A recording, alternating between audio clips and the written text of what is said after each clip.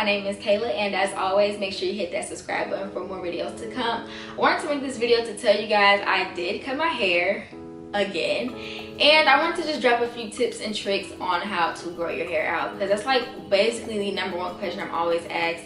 I've literally like cut my hair 5 times in the course of me having this YouTube channel. I didn't film like every single time that I did cut it, but I mean every time I did cut it, I was cutting it myself. And just a disclaimer, I'm not a licensed cosmetologist. Like, I really just be winging it and just randomly cut my hair because I just be feeling like it. And yeah, so that's pretty much like the basis of my natural hair journey. I've always done little DIY cuts. So I didn't film this particular haircut, but I did the exact same thing that I did last year. If you guys, well, not last year now, but like almost 2 years ago, if you guys remember my freshman year in college where I was in my dorm room and I literally cut my hair again. Like, I had already cut my hair going into my freshman year of college, and then 2 months later I cut it again. So again, that counts as like 5 times that I've cut my hair throughout my natural hair journey. And each time I was able to pretty much grow my hair back to a pretty long length every single time. So this go around, I tweeted like the other day where I kind of regretted cutting it this go around, only because I had gotten to a point where it was as long as it was when I was like a freshman in high school, which was like the longest my hair had ever been. And it was almost to my belly button, and like I really wanted to get back to that length, but like I just always had that urge to cut my hair. And I did the wet look, you guys, so if you want to see that, I will have that at the end screen of this video or in the description box below. But I was noticing throughout that video, or just washing my hair in general, that like some of my ends were just really just waving up and not curling as much. So that was really frustrating to me, and I was like, you know, the only way to really solve this is to cut it off, because I always do protein treatments. I always deep condition my hair, and if I notice that it doesn't bounce back, especially after me having it straightened and washing it a few times, because sometimes it does take a few washes for it to like really bounce back, but if it doesn't bounce back then I know that it just needs to be cut. So yeah, I cut it again, and this go round it wasn't as short as the last time that I did it. So just to show you guys what I'm talking about, like mainly in the front is where I cut the most, and I still want to say it's somewhat fairly long. It's just a lot of shrinkage, and the main reason why I really did just cut it again is because I was going for that round shape, and I do have a video on how I pick my hair out to get the full round and voluminous shape. But I just noticed how with my hair, whenever it grows out, the canopy area tends to grow out the fastest, the longest, and it's a looser curl pattern compared to the rest of my hair. So when that happens, it tends to weigh my hair down, and so my hair was becoming like all one length. And normally I like go in and just add a few layers, and I, you know, added layers in the front because I was saying that I either had heat damage or hydro fatigue in the front of my hair in this area, and that was why it was kind of waving up and not curling like everything else in my head. But yeah, that was really the main reason why I did it.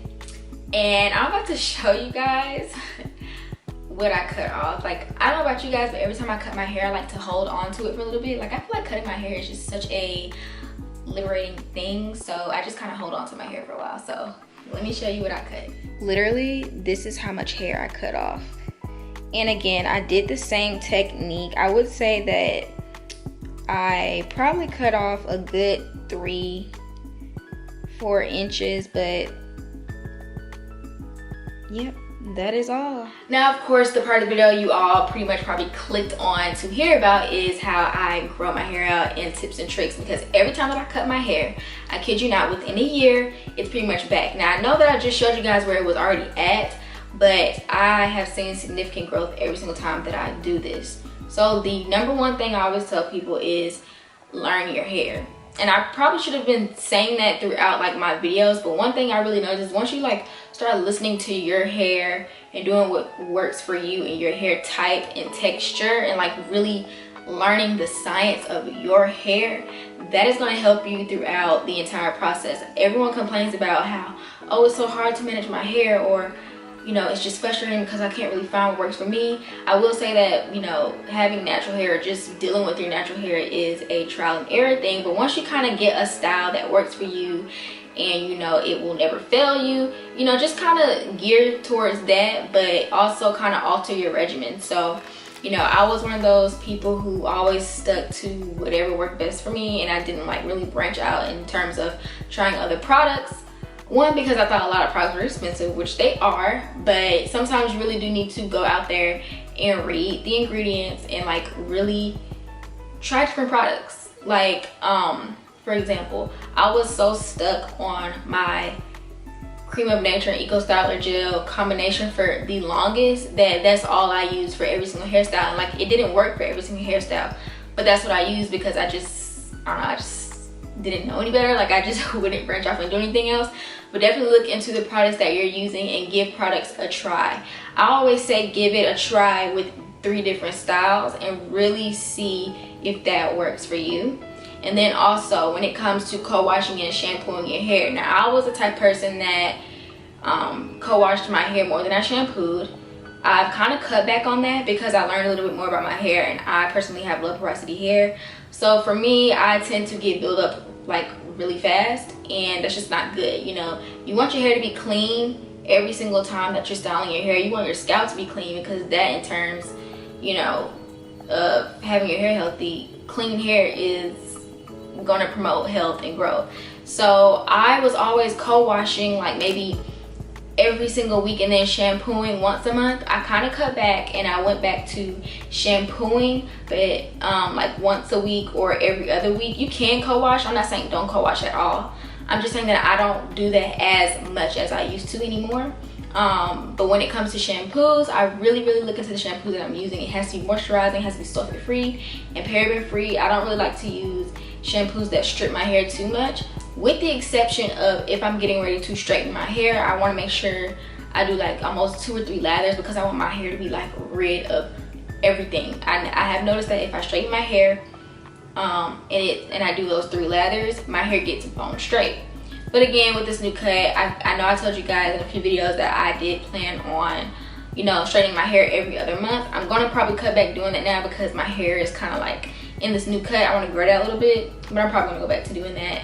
But like I said, just once a month, not that whole month and then like that. So anyway, another tip that I've been going by is hair growth oils. I did this earlier in my process of natural hair. Like every single style I would do, I would oil the heck out of my scalp. A month ago I did the hair growth challenge by Beautiful J, and I do have the oil right here. It's an empty bottle. I will insert a picture of the month that I used this oil every single day with every single style that I did. My hair grew so much, and after that is when I did this haircut. So this is how I look at haircuts. I think it's a beautiful thing because as you grow your hair out, it's growing in healthy. You know, like the curls are just going to be better as it grows in. So I love it. Yeah, you don't have to use that oil. You can use various oils, but this oil right here is seriously the truth. So I will link that in the description box below and insert some pictures to show you guys the comparison of what I was talking about. But whenever I oil my scalp, I literally shampoo my hair before I style. I go in and oil it. And then if I do a braid out or twist out, I'll, you know, undo my twist, undo my braids, pick it out, wear it throughout the day. Before I go to bed, I'll oil my scalp and I will massage it. I think that that is a huge component of hair growth. You're stimulating your scalp and the blood flow. So doing that every other few days, you don't have to do it every day because I know some people's hair may tend to get oily. If you have a dry scalp, that's probably what you do want to do, but I wouldn't like overdo it because then it's just getting dirty, you know. So kind of spread it out, but definitely keep that in your regimen because that has helped me alone. Now a lot of people always ask me, are you a fan of, you know, hair growth vitamins or pills or serums and stuff like that? Here's my take on it. I know I said in the last video that, you know, you don't have to do it all the time, and I feel like you don't want to like do it for a whole year. And then I said something along the lines of, I feel like your body just gets immune to it, and everybody was attacking me, was saying like that's like not possible. But for me, what I was really trying to say is you don't have to take a vitamin that literally says it's for hair growth, because a lot of people overlook multivitamins, and multivitamins have biotin in it. So for me, I said that I was sensitive to like a lot of biotin, and I just noticed that I always break out every single time I would use something that was literally for hair, skin, and nails, or for hair and had a bunch of biotin in it, even when I did drink a lot of water. The only one that I know that didn't really give me that effect was like these hair Affinity gummies that were like loaded with biotin, but it didn't break me out as bad.